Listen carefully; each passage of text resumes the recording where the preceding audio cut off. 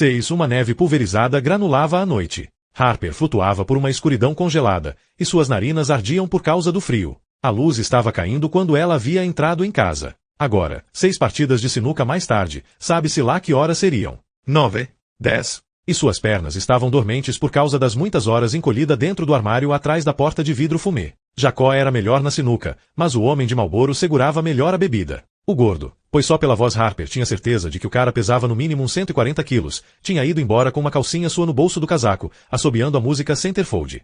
Ela deixou passar pelo menos meia hora antes de engatinhar para fora do esconderijo, meio que acreditando que Jacó e seus novos amigos ainda estariam ali, esperando por ela em silêncio. Eles haviam deixado a garrafa vazia de Balvenie de cabeça para baixo dentro de uma das caçapas. Ela deveria estar péssima, engasgada de tanto chorar, ou então tremendo descontroladamente de choque. Mas em vez disso estava meio sonada, como se houvesse acabado de descer uma pista de esqui quase além da sua capacidade, fazendo as curvas mais depressa do que nunca. Já ouvirá falar em ondas de adrenalina, mas não tinha certeza se já tivera isso alguma vez. Mal tinha consciência das próprias pernas a carregá-la para a frente. Não sabia para onde estava indo até chegar lá. Passou direto pela entrada da colônia Vindon, passou pela corrente pendurada entre os monolitos de pedra, passou pela carcaça incendiada do ônibus, e foi seguindo a Little Harbor Lane até o chão passar a ser de cascalho. Dali a mais uns 30 metros, a estradinha virava uma rampa para barcos que descia para dentro da espuma movente do Atlântico. E lá estava a Ilha do Bombeiro. Uma rápida escalada de um quebra-mar de pedra, uma caminhada de 2 minutos pelos seixos, e ela pôde ver o cais da colônia.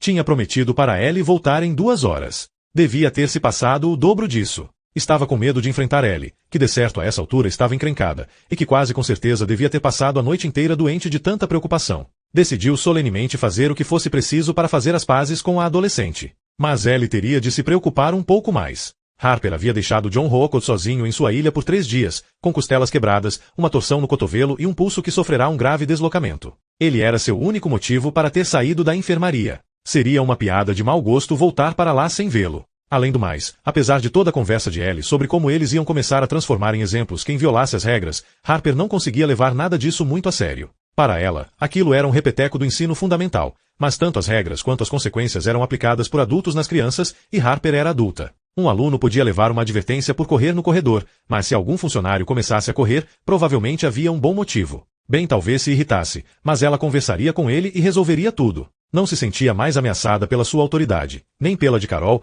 do que teria se sentido ameaçada por um professor. Afinal de contas, ninguém a faria escrever 100 vezes no quadro negro "Eu não vou sair da colônia sem um bilhete de autorização". Foi remando por uma escuridão líquida ondulante. Sentia também um lento balanço de maré dentro de si, como se ela própria contivesse um mar em tamanho menor. Bateu no alisar da porta do casebre do bombeiro. Quem é? Harper.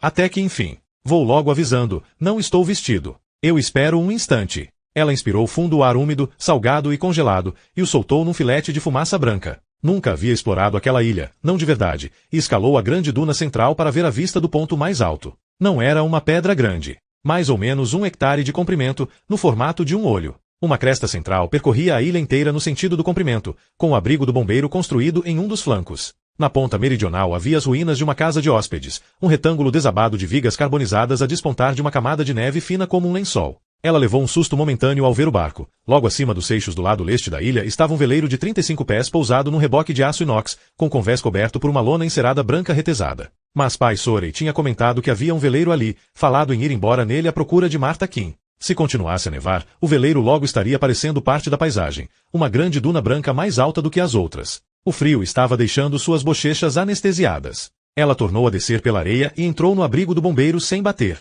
Entrou batendo com força as botas no chão e esfregando as mãos para remover a neve. Willows. Eu nunca fiquei tão feliz em ver o rosto de outra pessoa. Parece que tem um carro estacionado em cima do meu peito. Eu não sentia tanta dor desde que o Guns N' Roses se separou. Sinto muito, disse ela. Largou a sacola de compras de tecido que trouxera consigo.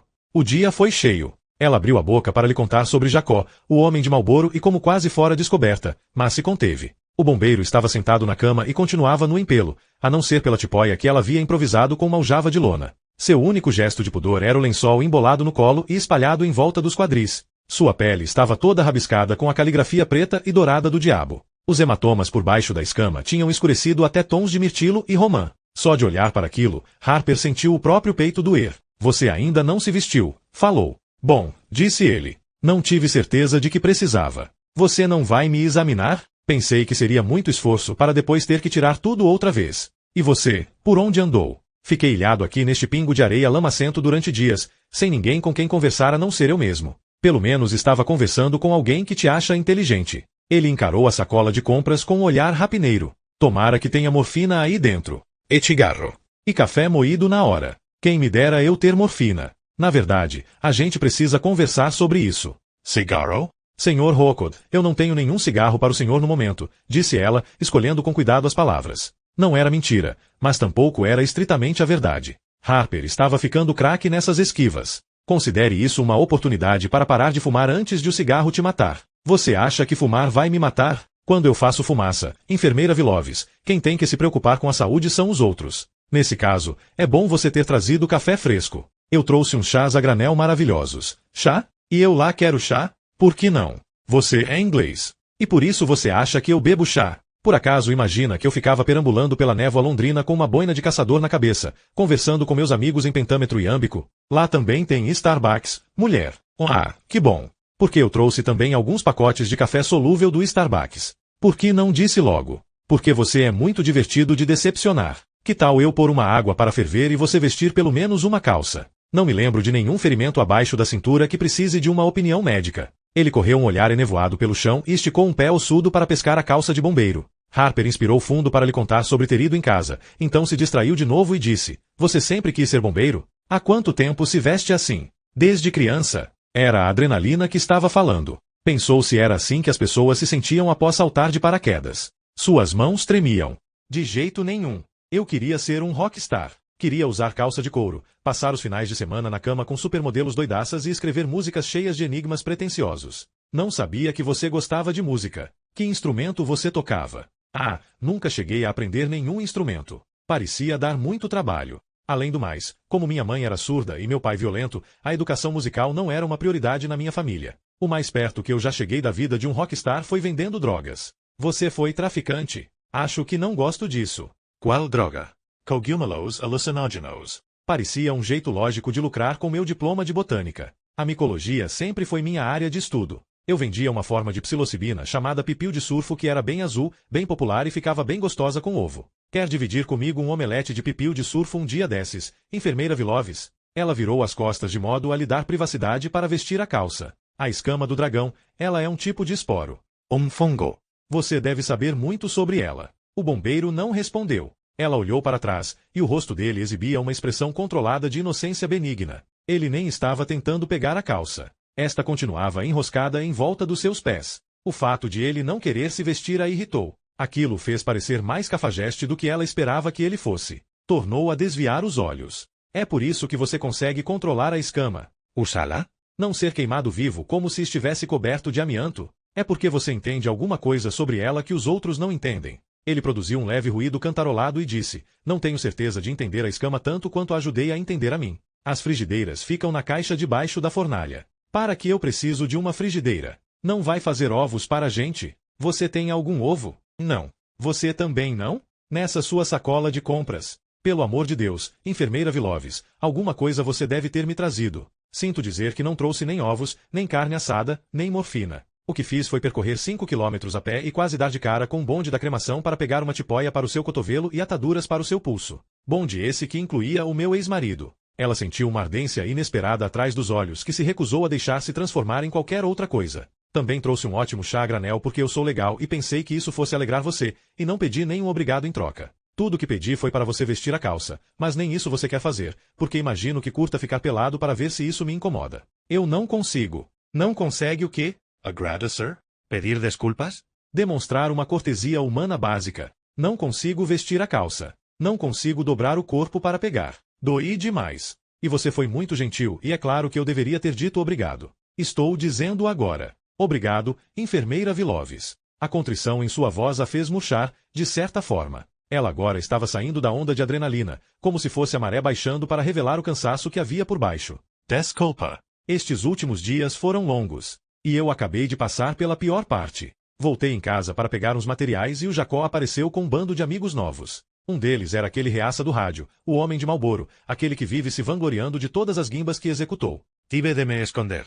Por um tempão. Você foi em casa? Sozinha? Por que não mandou alguém? Quem? As sentinelas são todos crianças. Crianças famintas, exaustas. Não quis pôr uma delas em risco. Não podia mandar você, não com as suas costelas do jeito que estão. Além do mais, eu sabia onde procurar as coisas que queria. Parecia fazer mais sentido eu mesma ir e pronto. Você não me contou o que tinha acontecido com a minha casa. Que o seu ex tinha resolvido fazer uma reforma com limpa-neve de 2 toneladas. Achei que você já tinha perdido coisa suficiente em uma semana. Por que somar ainda mais uma? Você está bem? Eu fiquei com medo. Ouvi eles falando sobre mim. Falaram sobre você, também. Não brinca. Ele soou satisfeito.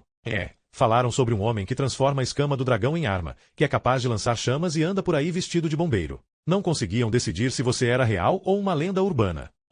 Estou a meio caminho de ser um rockstar, enfim. Eles falaram principalmente sobre o que fizeram com gente que está doente. O Homem de Marlboro contabiliza os números de todo o bonde da cremação, e ficou falando sobre quem mais matou de modo global, quem mais matou num único dia, quem matou a garota mais feia, quem matou a mais gostosa. Era como se estivesse falando sobre as estatísticas do time de basquete dos seus sonhos. O Homem de Marlboro havia elogiado Jacó por tirar a barriga da miséria no dia de Ano Novo. Harper demorou vários minutos para se dar conta de que ele não estava se referindo a sexo, mas sim a assassinato. Jacó havia usado seu Freightliner para abauroar um Nissan com uma família doente inteira dentro, homem, mulher e 2 filhos. O carro tinha virado uma panqueca. Os corpos foram espremidos para fora das ferragens feito pasta de dente, ou assim dissera o Homem de Marlboro. Jacó havia aceitado o elogio sem qualquer comentário, sem expressar nem orgulho nem horror. Que coisa curiosa. Pensar que o homem com quem ela havia se casado, um homem que havia amado e ao qual tinha se dedicado, passará agora a cometer assassinatos. Havia matado e pretendia tornar a matar. 1 ano e meio antes, eles passavam as noites agarradinhos no sofá assistindo a Master of None.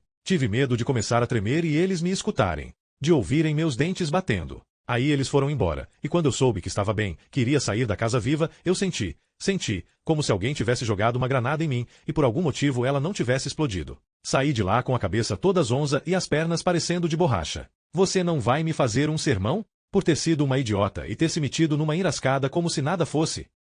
Nem vou. Não consigo pensar em 2 qualidades que eu mais admire em alguém. Mas estou feliz por você ter voltado. Não tomo um café há dias. Quando ela se virou, o bombeiro estava bocejando, com o punho fechado em frente à boca e os olhos bem fechados, e o lençol havia escorregado e deixado à mostra o contorno de seu quadril. Harper ficou surpresa com a própria reação ao ver aquele corpo magro, peludo, o denso manto de pelos no peito encovado e ferido. Sentiu um espasmo imediato de desejo físico, extravagante e absurdo, onde 1 minuto antes não havia nada. Sentindo que agir depressa proporcionaria segurança, marchou até a cama. Levanta as pernas. Ele levantou os pés. Ela puxou a calça de bombeiro até seus joelhos, em seguida se sentou ao lado dele e passou um braço por baixo de suas axilas. Quando eu contar até 3, levanta essa bunda magra. Mas quem fez a maior parte da força foi ela, e quando levantou foi que ouviu, a inspiração chiada, o início trêmulo de um arquejo rapidamente contido. A pouca cor que havia no rosto dele se esvaiu. O pior não é a dor quando eu me mexo. É a coceira no peito. Depois de cada respiração.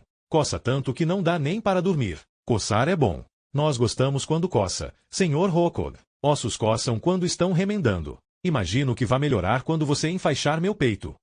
Não, desculpa, não se faz mais isso. Não queremos comprimir pulmões que precisam respirar. Mas eu gostaria de enfaixar esse seu pulso e pôr esta tala no seu cotovelo. Ela subiu a tala de plástico pelo seu antebraço devagar, moveu-a para o lugar certo, então começou a cuidar do pulso inchado e coberto por horríveis hematomas. Aplicou discos de algodão de um lado e do outro, em seguida foi enrolando a atadura de compressão em várias voltas, subindo e descendo pelo pulso, até criar uma couraça rígida mas confortável em volta da articulação. Depois disso levantou seu braço direito para examinar o flanco roxo. Correu os dedos pelas costelas, procurando cuidadosamente cada fratura. Tentou não derivar qualquer prazer dos ossos da coluna dele nem dos desenhos da escama do dragão em sua pele. Ele parecia um homem todo pintado para o carnaval. Não havia como calcular quantas pessoas a escama do dragão havia matado, mas mesmo assim ela não pôde evitar pensar que aquilo era lindo. Naturalmente, estava morta de tesão. O que não ajudou. Talvez você vá levar mais do que um sermão do bem Patchett, disse o bombeiro. E talvez tenha direito a um olhar muito infeliz e uns grandes suspiros tristes de Tom Sawyer. Nada deixa uma pessoa mais baixo astral e mais envergonhada do que decepcionar o velho. É como dizer a um Papai Noel de shopping que você sabe que a barba dele é falsa. Eu não acho que vá ter problemas com o pai Sawyer. Ele a encarou com um olhar incisivo, penetrante, e todo o bom humor sumiu de sua expressão. Melhor me contar tudo, então. Ela lhe contou como havia trepanado o crânio de pai Sawyer com uma furadeira elétrica e desinfetado o furo com vinho do Porto. Contou-lhe sobre bem no frigorífico de carne, sobre os presidiários algemados e o pano de prato recheado de pedras. Então teve de rebobinar um pouco para lhe narrar sua última conversa com pai Sawyer na canoa. O bombeiro não fez muitas perguntas, até ela reproduzir a última conversa com o velho. Ele ia exilar uma pobre garota por ter roubado uma xícara e latas de apresuntado, e um pingente, e a mãe portátil. Ele balançou a cabeça. Mesmo assim, não parece coisa do Tom. Ele não ia exilar a menina por ter roubado. Ia exilar a menina porque ela era perigosa. E ele sabia disso porque a tinha confrontado em relação aos roubos e ela. Fez o quê? O ameaçou? Algo assim, respondeu Harper. Mas ela franziu a testa. Era difícil lembrar agora exatamente o que Tom tinha dito e de que forma o tinha dito. A conversa parecia ter acontecido meses antes, não dias. Achou enlouquecedora aquela dificuldade para lembrar o que ele tinha lhe dito sobre a ladra. Havia momentos em que tinha a sensação de que ele não chegará a mencionar roubo em momento algum. E por algum motivo ele decidiu que precisava ir para o exílio junto com essa ladra. Para cuidar dela. Ele ia procurar a ilha da Martha Kim. Ah, a ilha da Martha Kim. Gosto de imaginar esse lugar cheio de refugiados dos anos 1980 andando para lá e para cá com roupas de licra e de oncinha. Espero que Tavni Kitaen esteja lá. Ela ocupava o centro das minhas primeiras fantasias sexuais. E quem Tom ia deixar responsável pela colônia? Você. E? Ele riu. Tem certeza de que ele não disse tudo isso depois de levar a bordoada na cabeça? Não consigo imaginar ninguém pior para essa tarefa. Que tal a Carol? Ele estava sorrindo, mas ao ouvir isso sua expressão tornou-a ficar infeliz. Gosto tanto da Carol como santa sacerdotisa quando gostaria de outro chute nas costelas. Você acha que ela é de boa índole? Tenho certeza de que ela é de boa índole. Quando seu governo estava torturando uns pobres coitados para encontrar o Bin Laden, eles tinham boas intenções. O pai da Carol tinha uma influência moderadora sobre ela, uma força que acalmava sua personalidade frágil. Sem ele, bom, como ameaças externas, Carol tem patrulhas de quarentena, a polícia e bondes de cremação. Tem a ladra e os tais dois presidiários gerando pressão interna. O medo não tende a fazer as pessoas moderarem seu uso de táticas extremas. Principalmente pessoas como a Carol. Eu não sei. Ela nem queria o cargo. Recusou 3 vezes antes de aceitar. César fez a mesma coisa. Eu só queria que a Sarah. Ele não completou a frase, e lançou um olhar frustrado na direção da fornalha. Então baixou os olhos e tornou a tentar. Não que a Sarah fosse ter contido a irmã, nem tentado tomar a colônia dela nem nada disso. Mas ela teria tentado lançar uma corda para Carol caso visse que a irmã mais nova estava se afogando.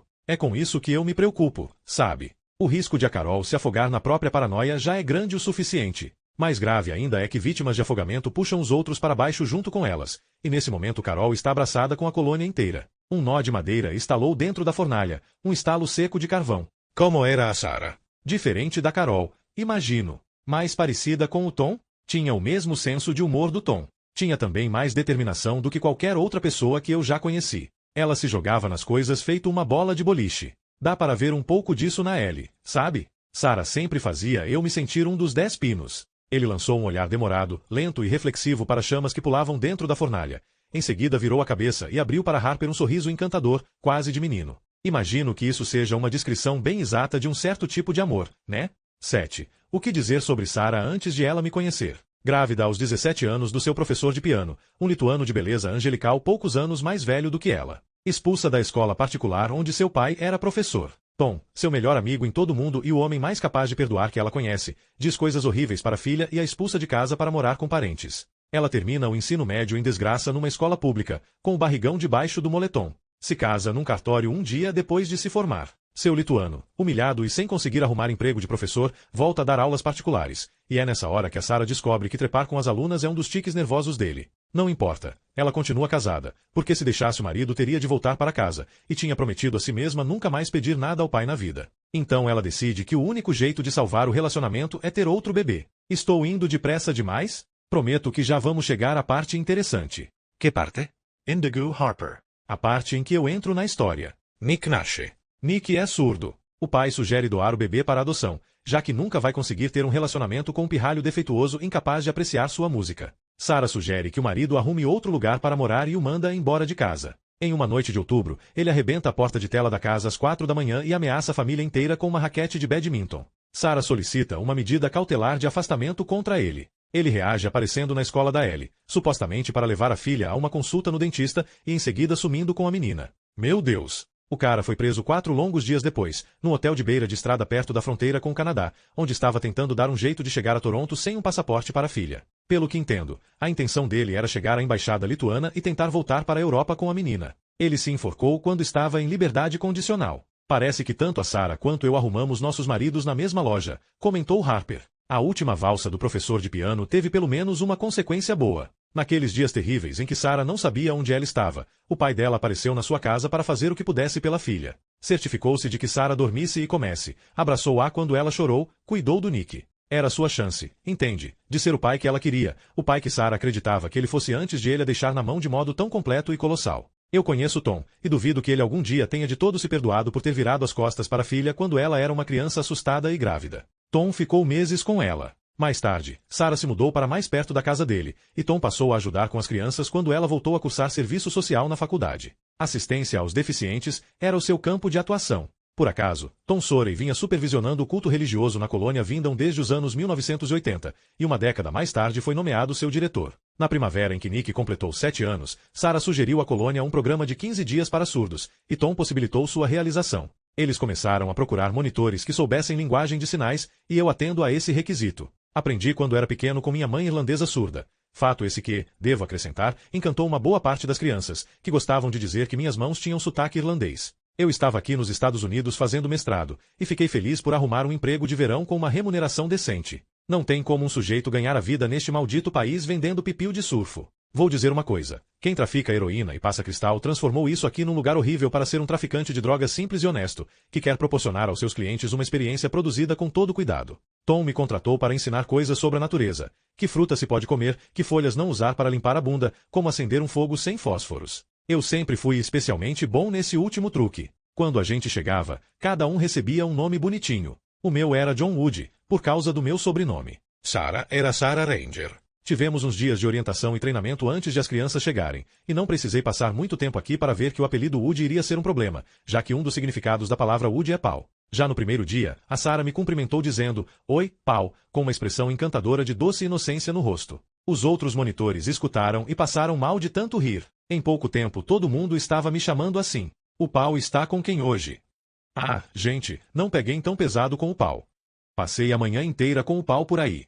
Enfim, você entendeu. Bom, na noite anterior à chegada das crianças, a gente estava tomando umas cervejas e eu disse a Sarah que talvez um dia, se ela tivesse sorte e fizesse tudo direitinho, talvez acordasse abraçada no pau. Isso valeu algumas risadas. Ela disse que preferiria acordar com uma farpa num lugar esquisito, e as pessoas riram mais ainda. Perguntei como ela havia conseguido o apelido de Sarah Ranger, e ela respondeu que, como era diretora do programa, podia escolher o próprio apelido. Então anunciei que, segundo o antigo direito inglês, eu podia contestar sua autoridade com julgamento por combate. Falei que iríamos acertar as coisas nos dardos. Cada um teria direito a um lançamento. Se eu acertasse mais perto do centro, poderia mudar tanto o apelido dela quanto o meu. E já fui logo avisando que iria escolher Mestre das Matas para mim e Coelhinha da Colônia para ela. Ela falou que eu iria perder e que me diria meu novo nome depois do jogo, e que eu em breve estaria com saudade da época em que era apenas o velho pau. Agora todo mundo estava falando muito sério. Quando digo muito sério, quero dizer que estavam rolando no chão chorando de tanto rir. Eu achava que tinha boas chances. Quando estava na graduação, passava mais tempo nos pubs jogando dardos do que em sala de aula anotando a matéria. Eu me posicionei bem para trás, e acertei quase no centro do alvo sem ter sequer me aquecido. De repente, todo mundo se calou. Assombrados pelo meu poder. Sairá nem piscar. Tirou do cinto uma machadinha, andou até a linha e lançou. Não só acertou o meio do alvo como partiu o alvo ao meio. Você nunca disse que precisava ser um dardo. Falou para mim. Bom, foi assim que eu virei John Lançador. Por saber tão bem lançar um dardo. E acho que foi aí que começou, o sentimento de que tínhamos sido feitos para ficar juntos. Na época em que a colônia iniciou oficialmente as atividades, Ellie e a mãe Mal estavam se falando. Ellie, que tinha só 14 anos, fora dispensada pelo terceiro terapeuta depois de atirar um peso de papel no saco dele. Havia destruído o carro da mãe ao levar uns meninos para dar uma volta. Menino me velou.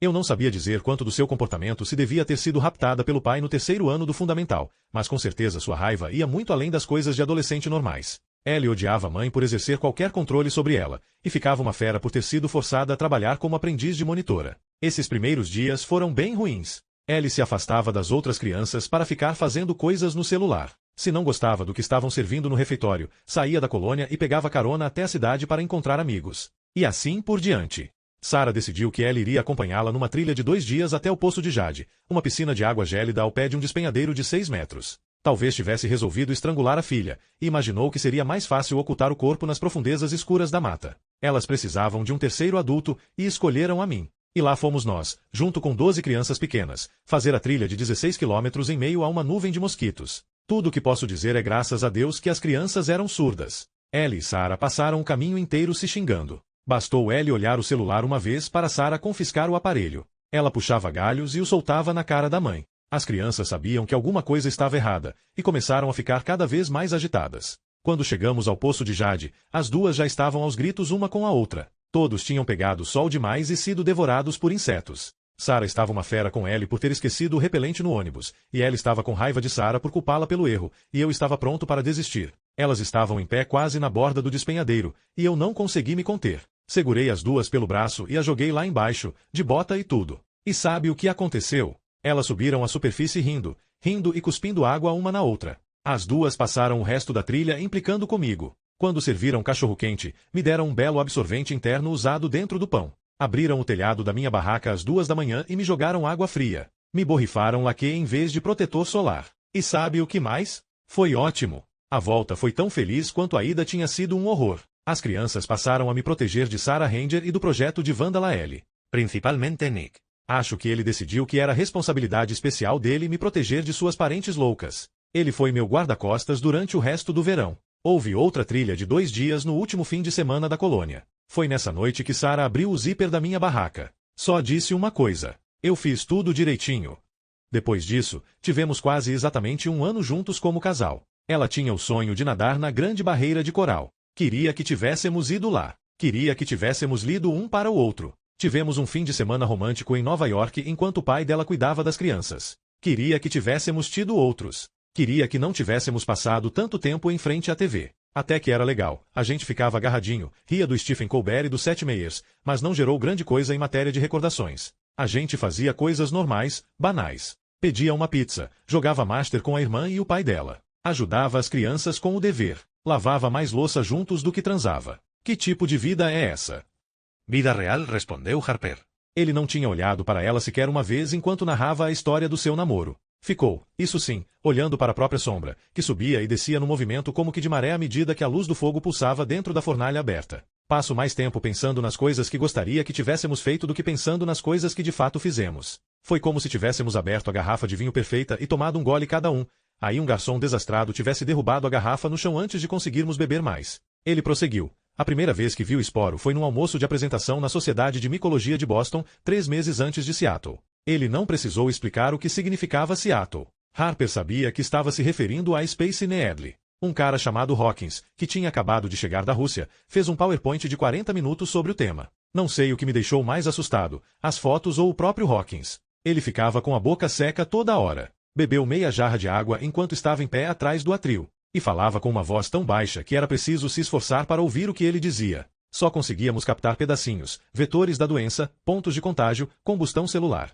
Enquanto isso, ele ia mostrando umas imagens de filme de terror de cadáveres carbonizados, só dentes e carne enegrecida. Uma coisa eu posso dizer, demorou alguns segundos antes de alguém voltar ao buffet, mas o bar com certeza encheu. Na conclusão, o tal Hawkins disse que, apesar de ter havido apenas 76 mortes conhecidas em Kamchatka como resultado direto do esporo, isso havia resultado em incêndios florestais que tinham posto fim à vida de outras 530 pessoas. Os danos a áreas urbanas chegavam quase a 80 milhões de dólares, e os russos tinham perdido quase 1,8 mil hectares das florestas madeireiras mais caras do mundo. Segundo ele, 3 casos recentes no Alasca sugeriam que o patógeno talvez tivesse um modo de transmissão diferente dos vírus tradicionais e que era urgente fazer mais estudos. Com base nas contas dele, 250 mil doentes nos Estados Unidos acarretariam facilmente a morte de mais de 20 milhões de pessoas e poderiam transformar 2,5 milhões de hectares em cinzas. Quanto é isso? Mais ou menos a área de Massachusetts. Devo dizer que ele na época nos deixou apavorados, mas em retrospecto foi extremamente conservador. Acho que os seus cálculos não levaram em conta um colapso social tão grave que não sobraria ninguém para combater os incêndios. Mas sabe, quando chegou a hora do jantar, eu quase já tinha parado de pensar no assunto. Aquilo não levou muito tempo para ficar parecendo apenas mais um dos apocalipses possíveis, porém improváveis, deste século, como uma epidemia de gripe aviária que matasse bilhões ou um asteroide que partisse o planeta ao meio. Não há nada que se possa fazer em relação a isso, está acontecendo com gente pobre do outro lado do mundo, e as crianças precisam de ajuda com o dever de casa, então você simplesmente para de pensar no assunto. Até onde eu consegui parar. A coisa aparecia na linha de assunto de todos os e-mails e nos 30 principais treais de todos os fóruns da comunidade de micologia. Houve seminários na web, conferências, um comitê presidencial. Houve um relatório apresentado ao Senado. Durante algum tempo, acompanhei tudo isso por interesse acadêmico. Além do mais, enfermeira Viloves, você me conhece, sabe como eu gosto de me exibir. O que aprendi sobre o esporo me proporcionou enorme sucesso nos churrascos de fundo de quintal. Acho que não me dei conta, no nível humano, que esse troço algum dia fosse chegar no nosso quintal até Manitoba começar a pegar fogo e ninguém conseguir apagar. Isso foi mais ou menos um mês antes dos primeiros casos de Boston.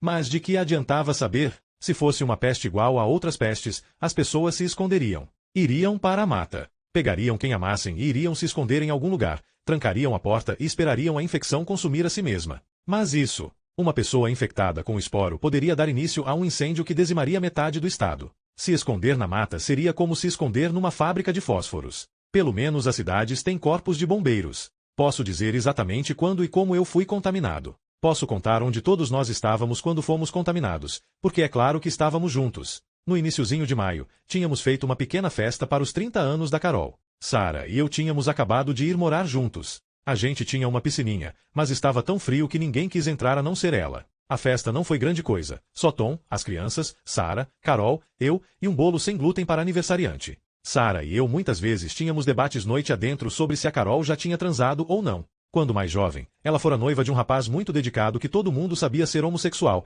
exceto, pelo visto, a própria Carol. Acho que ele era um daqueles jovens gays decentes e atormentados, que são atraídos pela religião porque acham que vão conseguir deixar de ser gays rezando. Sara me disse que não achava que os dois tivessem dormido juntos, embora trocassem os e-mails bem apaixonados. Carol foi visitar o noivo de surpresa quando ele estava fazendo residência no Instituto de Teologia em Nova York e flagrou o cara na cama com um aluno de dança cubano de 19 anos. Uma vez perguntei para Sara se ela achava que a própria Carol poderia ser gay, e depois de passar um longo tempo com a testa franzida ela enfim respondeu que, na sua opinião, Carol sobretudo simplesmente detestava o conceito de sexo em si. Detestava o conceito de desordem. Carol queria que o amor fosse feito uma barra de sabão, uma limpeza purificadora e higiênica. Sara disse também que Carol era muito apegada ao pai, e que ele na verdade era o único homem que jamais tivera importância para ela. Carol e Sara podiam se mostrar bem desconfiadas uma com a outra. Quando Sara era adolescente e engravidou, Carol mandou uma carta lhe passando um sabão sobre ter magoado o pai e jurando nunca mais falar com ela. E, de fato, ficou sem falar com ela até Nick nascer. Sara tornou a abrir um espaço em sua vida para a irmã caçula, mas as coisas entre as duas sempre foram tensas. Carol era capaz de competir por atenção de um jeito tão infantil que chegava a ser engraçado. Se Sara estivesse ganhando no Scrabble, fingia um acesso de tosse, dizia estar com alguma alergia e obrigava seu pai a levá-la de carro até o hospital. Se Sara e Tom começavam a conversar sobre Victor Hugo, Carol insistia que Sara na verdade não podia avaliar os romances porque não os lera no original em francês. Sara só fazia rir desse tipo de coisa. Acho que ela sentia pena demais de Carol para competir com ela, e vivia se esforçando para fazer coisas legais pela irmã, como na festa de aniversário. Eu estava juntando energia para entrar em casa e pegar outra cerveja quando uma grande pancada soou, como se alguma coisa pesada tivesse caído de um caminhão bem longe dali, alguma coisa tão pesada que fez a água da piscina estremecer. Todo mundo olhou em volta, até Nick, que sentiu a vibração com os pés. Sara estava em pé no lado raso da piscina, toda arrepiada, com a boca azul e muito bonita, prestando atenção para ver se haveria mais alguma coisa. Nick foi o primeiro a ver, uma torre de fumaça negra e oleosa vinda do final do quarteirão. Ouviu-se outra pancada, e mais outra, então várias em rápida sequência, altas o suficiente para sacudir as janelas e fazer os talheres pularem. Sirenes começaram a tocar. Sara falou que achava que era a farmácia CVS da esquina, e perguntou se eu poderia ir dar uma olhada na rua e ver. Vários dos vizinhos tinham saído para as calçadas e estavam em pé debaixo das árvores. A brisa rodopiava e soprava a fumaça pela rua. Nossa, que fedor! Um fedor de pneu queimado e ovo podre. Desci pelo quarteirão até conseguir ver a CVS. Uma das laterais da farmácia era uma parede revolta e vermelha de chamas. Uma mulher chorava no meio-fio, e usava a própria camiseta para enxugar as lágrimas.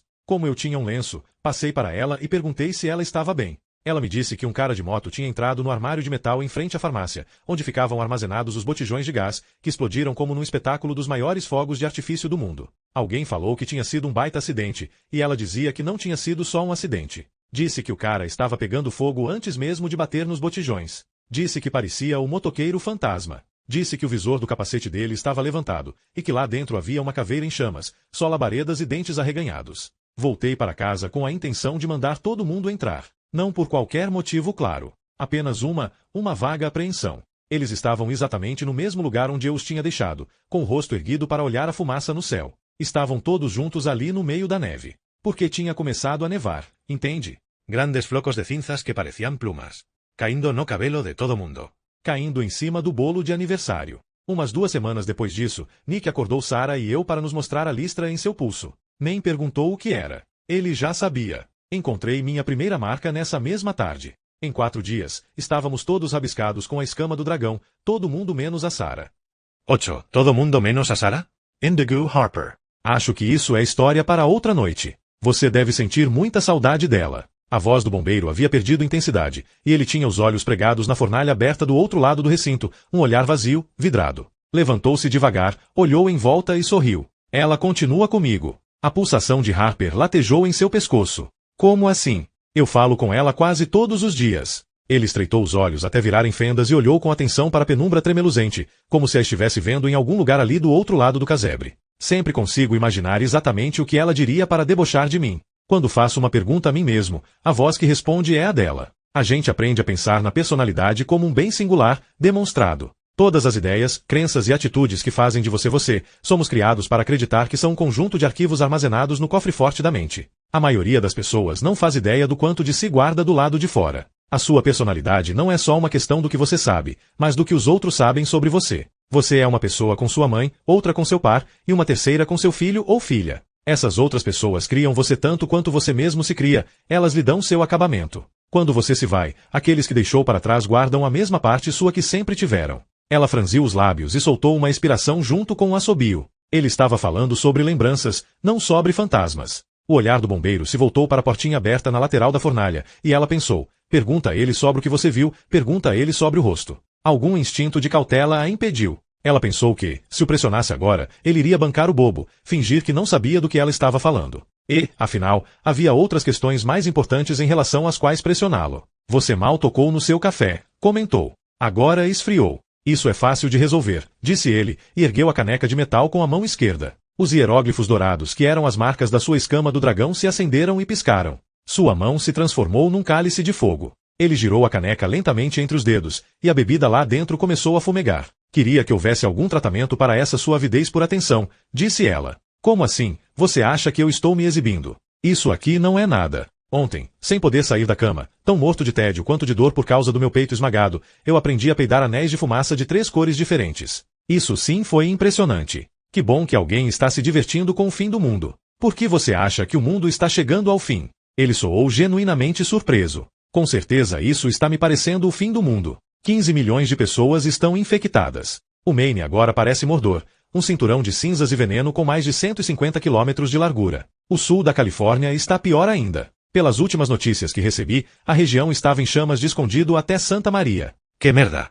Eu sabia que não deveria ter adiado a visita aos estúdios da Universal. Que parte do fim do mundo você está achando engraçada? Todas. Principalmente o conceito arrogante de que o mundo vai acabar só porque talvez os humanos não passem deste século. Pelo que eu sei, nós nunca nos mostramos devidamente gratos por termos atravessado o último século. A humanidade é pior do que moscas. Se um mísero pedacinho seco de carne podre sobreviver ao fogo, vai todo mundo se jogar em cima. E brigar para ver quem é seu dono, e para vender os pedaços mais cheirosos para os ricos e os crédulos. Você está com medo de ser o fim dos tempos porque estamos cercados por morte e por ruínas. Mas você não sabia, enfermeira Viloves. A morte e a ruína são o ecossistema preferido do homem. Já leu sobre a bactéria que próspera dentro dos vulcões, bem à margem da rocha fervente? Somos nós. A humanidade é um germe que próspera bem na fronteira da catástrofe. Para quem você faz esses discursos quando eu não estou por perto? Ele deu uma sonora risada, então se encolheu e fez uma careta. A ideia de morrer de rir é mais romântica na teoria do que na prática. Ela se virou de frente para ele e cruzou as pernas como quem se prepara para meditar.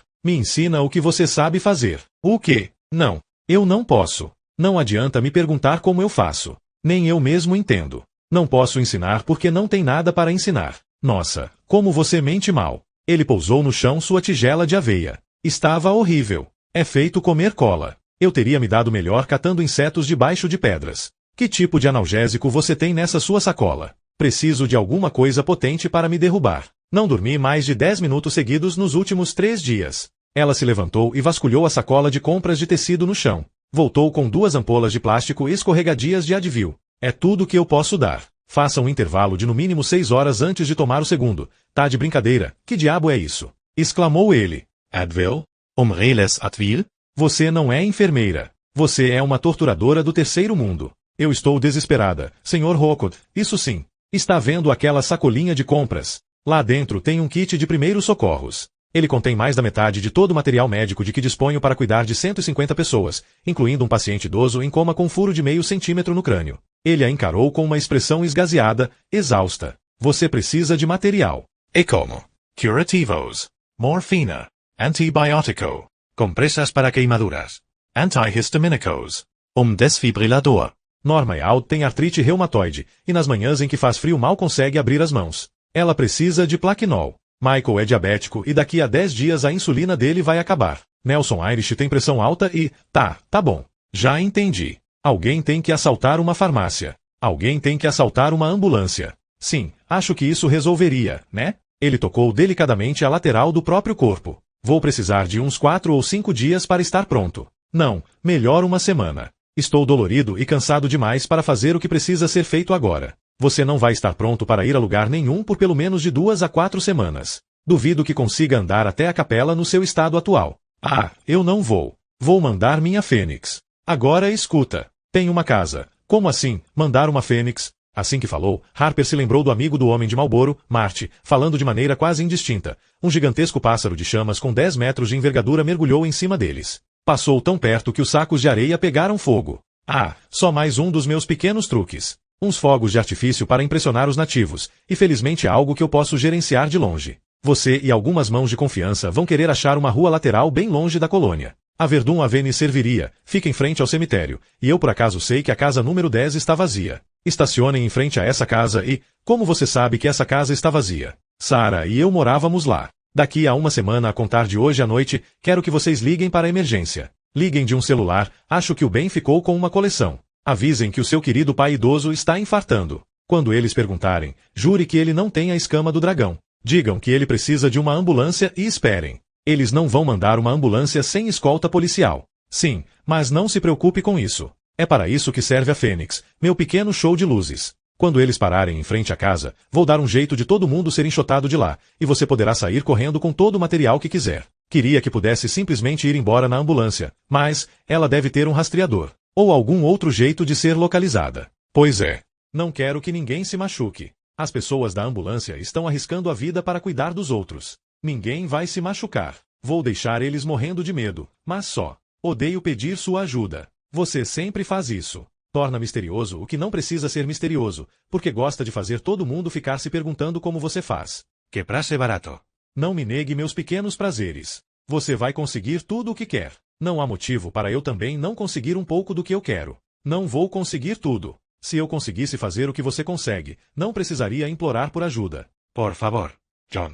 Não pode pelo menos tentar me ensinar? Ele olhou para trás dela na direção da fornalha e tornou a encará-la. É como pedir para um peixe ensinar você a respirar debaixo d'água. Agora vá indo. Meu corpo está dolorido e eu preciso dormir um pouco. Não volte sem cigarros. Você tentou ensinar a ela? A Sarah? Ele pareceu se encolher para longe dela. Por um instante, seus olhos exibiram tanto choque e tanta dor que foi como se ela o tivesse golpeado nas costelas. Não. Eu não. O que era uma negação estranha, pensou ela mais tarde. Ele se deitou e se virou para o lado que não estava machucado, deixando-a de frente para a curva ossuda de suas costas. Você não tem mais gente para cuidar? Vá tranquilizar outro com o bálsamo da sua conversa ao pé da cama, enfermeira Viloves. Eu já tomei minha dose. Ela se levantou e calçou os sapatos. Vestiu a parca e fechou o zíper. Pegou a sacola do chão. Parou com a mão no trinco. Eu hoje passei 3 horas escondida dentro de um armário, com meu ex a menos de 4 metros de distância. Tive 3 horas para ouvir ele falar sobre as coisas que fez com os doentes. Ele e seus novos amigos. 3 horas para ouvir ele falar sobre as coisas que faria comigo se tivesse uma oportunidade. Do ponto de vista deles, os vilões da história somos nós. Se ele me vir de novo, vai me matar. Se pudesse, mataria todo mundo na colônia. E depois disso sentiria que teve um bom dia de trabalho. Na sua cabeça, ele é aquele cara de chapéu de cowboy de The Walking Dead exterminando os zumbis. O bombeiro não respondeu nada. Você me salvou uma vez, continuou ela. Vou ficar devendo isso pelo resto da vida, dure ela quanto durar. Mas se eu morrer nos próximos 2 meses e você pudesse ter me ensinado como ser igual a você, como me proteger, vai ser como se tivesse ficado escondido na mata naquela noite e deixado Jacó me matar. As molas da cama rangeram desconfortavelmente. Eu vou viver para ter este filho. Se Deus puder me ajudar a atravessar os próximos 3 meses, eu vou rezar. Se a Carol Sorey puder me manter viva, vou cantar cumbaia com ela até ficar com a garganta rouca. E se você puder me ensinar algo útil, Sr. Rookwood, eu posso até aturar sua atitude superior, sua falta de modos e seus sermões de filosofia de meia tigela. Mas não pense nem por um segundo que eu vou desistir. Você tem alguma espécie de remédio para se manter vivo. Eu quero isso. Ela abriu a porta. O vento entrou uivando num tom ao mesmo tempo aterrorizante e melodioso. E mais uma coisa. Eu não disse que não tinha cigarro. Eu disse que não tinha cigarro para você. E vou continuar não tendo, até você pôr seu chapéu de professor e me dar minha primeira aula de como sobreviver à combustão espontânea. Até esse dia chegar, meus gauloises vão continuar dentro da minha sacola de compras. Assim que ela fechou a porta, ele começou a berrar. Harper aprendeu alguns palavrões novos no caminho de volta até o barco. Água de buceta mal lavada foi um dos melhores. Esse ela teria que guardar para uma ocasião especial. 9. Harper não sabia que havia alguém à sua espera no cais até o barco bater nele e a pessoa estender a mão para pegar o remo. Quer ajuda para saltar, enfermeira? Jamie Close lhe ofereceu a mão. Foi como se a própria escuridão houvesse falado. Harper mal conseguia destacar a silhueta atarracada e parruda de Jamie dos pinheiros pretos ondulantes e da tormenta preta de nuvens pretas num céu preto. Havia mais alguém com ela, amarrando a proa do barco num cunho. Ellie. Harper a reconheceu pela silhueta esguia e andrógena e pela graça veloz. Harper segurou a mão de Jamie, então hesitou. A sacola de tecido cheia de material estava enfiada debaixo do banco no qual ela estava sentada. Uma sacola de compras feita de lona na qual estavam o rum, os cigarros, o café solúvel e o chá, entre outras coisas. Segundo as antigas regras da colônia, o que era seu pertencia a todos, mas ela agora iria escrever as próprias regras. Se bebida e cigarros podiam comprar os segredos do bombeiro, então a colônia teria de ficar sem eles. Harper levou a mão até debaixo do banco e pegou o kit de primeiros socorros que estava por cima na bolsa. Levantou-se e deixou o resto onde estava. Olhou para trás de Jamie e tentou cruzar olhares com Ellie, mas a adolescente já havia se levantado de junto do cunho e virado de costas. Estava tremendo, de raiva, pensou Harper, não de frio. Trazia uma espingarda no ombro. Jamie também. Desculpe não ter voltado antes, Ellie. Entendo se você estiver brava comigo. Se tiver tido qualquer problema por minha causa, eu falo com o Ben, com a Carol ou com quem quer que seja, e faço eles entenderem que você não teve responsabilidade nenhuma. Mas não entendo por que você iria se encrencar. Eu disse que ia ver como o bombeiro estava e depois voltar, e foi o que fiz. Mais ou menos. Só que a senhora deixou de fora a parte sobre ter passado em casa primeiro, não é, enfermeira? Indigo Jamie. Então elas sabiam que ela havia feito um desvio a caminho da ilha do bombeiro. Ela se mantivera perto das árvores ao sair da colônia, mas havia olhado para trás uma vez e se perguntado se Michael, lá no campanário da igreja, a estaria espiando. O olho no campanário que a todos vê. Estavam faltando algumas coisas críticas na enfermaria. Felizmente, eu sabia que poderia conseguir aquilo de que precisava no meu próprio subsolo. As duas se aproximaram dela, cada qual por um lado. Harper pensou numa escolta policial acompanhando um prisioneiro até o tribunal. Que sorte grande, comentou Jamie. Sabe o que mais foi uma sorte? A senhora não ter morrido espancada com tacos de sinuca. A gente também teve sorte. Sorte de eles não terem seguido suas pegadas pela mata de volta até a colônia. Ah, sim. A gente viu os caras. O bonde da cremação que apareceu logo depois de a senhora entrar. Estávamos as duas com as espingardas, mas a Ellie me disse que era eu quem teria de atirar na senhora. Ela não podia suportar a ideia de fazer isso. A gente ficou escondida na mata até a luz do dia cair. Depois disso não adiantava mais. Harper e suas acompanhantes saíram do meio dos abetos ao lado do campo de futebol, um cesto de neve preenchido pela luz do luar. Harper não soube dizer se a pontada de dor na sua barriga era uma cãibra de tensão ou o bebê lhe dando um chute com o calcanhar. Ellie, disse ela, eu sinto muito se assustei você. Não deveria ter feito você passar por nada disso. Mas você precisa entender que eu não consigo suportar a ideia de pôr uma criança em perigo quando é uma coisa que eu mesma posso fazer. E você é uma criança. Todas as sentinelas são crianças. Mas a senhora pôs a gente em perigo, entende? Pôs a colônia inteira em perigo, disse Jamie. Tomei cuidado. Eles não teriam achado as minhas pegadas. Eles não precisavam achar pegada nenhuma. Só precisavam achar a senhora. Talvez ache que não teria dito nada, mas é curioso como um taco de sinuca enfiado na xoxota solta a língua de algumas pessoas. A senhora não deveria ter ido lá. Sabe que não deveria. E o que deixou a Ellie mais arrasada foi saber que ela não deveria ter deixado a senhora ir. A gente prometeu garantir a segurança das pessoas. Manter os imbecis bem-intencionados dentro da colônia, sob supervisão. Todos do grupo de sentinelas prometeram a mãe Carol. A mãe quem? Ela não é mãe de ninguém, Jamie. Harper pensou que Mãe Carol e a Sentinela soava como o nome de uma banda que poderia ter tocado do festival de Lilith Fair em 1996. A gente prometeu a ela, e prometeu uns aos outros e estragou tudo. Carol ficou mal quando soube que a senhora tinha saído. Como se já não tivesse tido que aguentar o suficiente. Tá. Vocês disseram o que tinham a dizer. Digam a Carol que deram um recado, e da próxima vez que eu sentir necessidade de respirar um pouco de ar puro não vou esquecer de deixar um bilhete para ela. E Ellie, pode desamarrar essa tromba. Estou um pouco velha demais para me impressionar com isso. Tem algo a dizer? Me faz um favor, fala logo. Ellie virou a cabeça e a encarou raivosamente com os olhos úmidos e acusadores. Jamie deu um muxoxo. O que foi? Pergunto Harper. Está achando que a senhora está encrencada. Isso não é nada em comparação com a montanha de merda que soterrou a Ellie por ter deixado a senhora sair. Ela está fazendo penitência por causa disso agora mesmo. Pediu uma chance de se redimir, e mãe Sorey lhe deu uma chance. Como?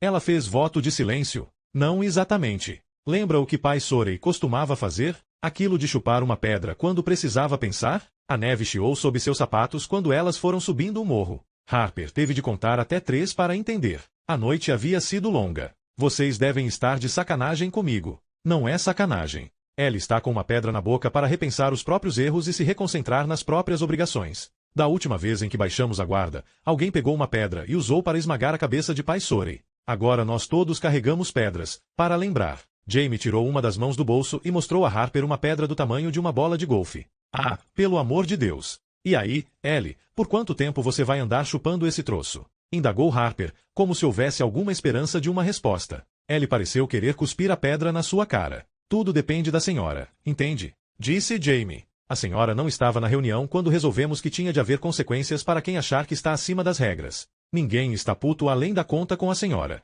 Mickey a viu remando até a Ilha do Bombeiro, então já faz um tempo que a gente sabe que a senhora está bem. Ben e mãe Sorey conversaram, e concordaram que não seria justo fazer uma tempestade pelo fato de a senhora ter saído do território seguro. Ao mesmo tempo, Carol ficou preocupada que o resto da colônia se revoltasse se as suas regras fossem mais frouxas do que as dos outros. Então tomaram uma decisão, e a Ellie concordou. Ela só tem que ficar com a pedra na boca até a senhora a pegar. E a senhora só tem que ficar com ela na boca por...